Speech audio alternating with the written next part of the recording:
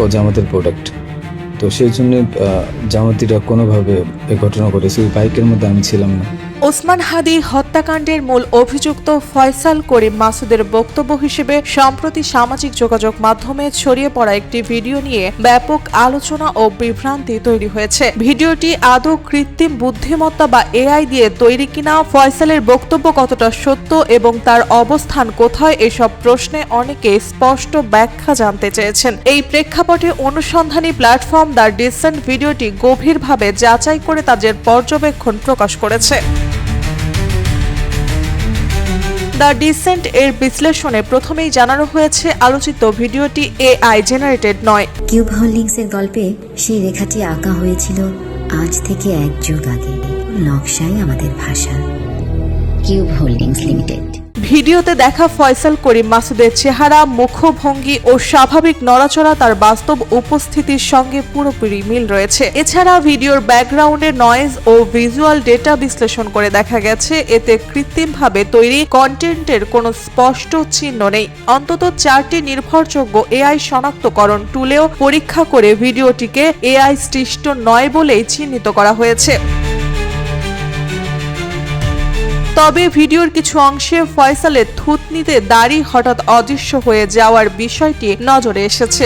The ডিসেন্টের মতে এটি video ধারণের সময় ব্যবহৃত কোনো ফিল্টারের প্রভাব হতে পারে। বর্তমানে অনেক ভিডিও ফিল্টারের এআই প্রযুক্তি ব্যবহার হয়, যার ফলে এ ধরনের ভিজুয়াল ত্রুটি দেখা দিতে পারে। তাই শুধু এই কারণেই পুরো ভিডিওটিকে কৃত্রিম বলে দাবি করা যায় না।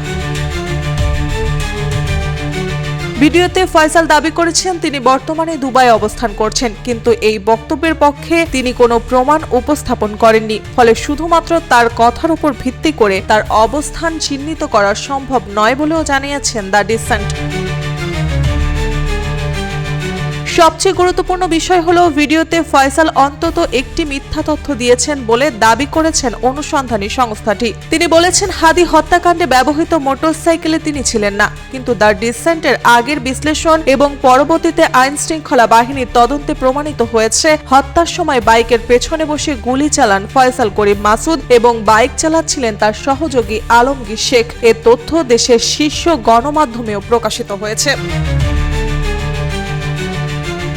ভিডিওটিতে ফয়সাল আরও অভিযোগ করেন অর্থ ও খাদ্য মন্ত্রণালয়ের 2টি কাজ পাইয়ে দেওয়ার আশ্বাসে ওসমান হাদি তার কাছ থেকে অগ্রিম 5 লাখ টাকা নিয়েছিলেন। তবে হাদির মৃত্যুর পর এ ধরনের অভিযোগ যাচাই করা প্রায় অসম্ভব। দ্য ডিসেন্ট বলছে হাদির বিরুদ্ধে তদবির বাণিজ্যের এমন অভিযোগ আগে কখনো শোনা যায়নি, বরং ক্ষমতাবানদের অনিয়মের বিরুদ্ধে তিনি সবসময় প্রকাশ্য সোচ্চার ছিলেন। সব মিলিয়ে দ্য ডিসেন্ট এর পর্যবেক্ষণ অনুযায়ী ভিডিওটি বাস্তব হলেও ফয়সাল করিম মাসুদের সব দাবি বিশ্বাসযোগ্য নয়। যাচাইকৃত তথ্য ও সরকারি তদন্তের সঙ্গে তার বক্তব্যের একাধিক গুরুত্বপূর্ণ অসঙ্গতি রয়েছে, যা এই ভিডিও ও তার বক্তব্যকে অত্যন্ত সতর্কতার সঙ্গে মূল্যায়নের প্রয়োজনীয়তা তুলে ধরে। মার্জিয়া মৌ, রূপালী বাংলাদেশ।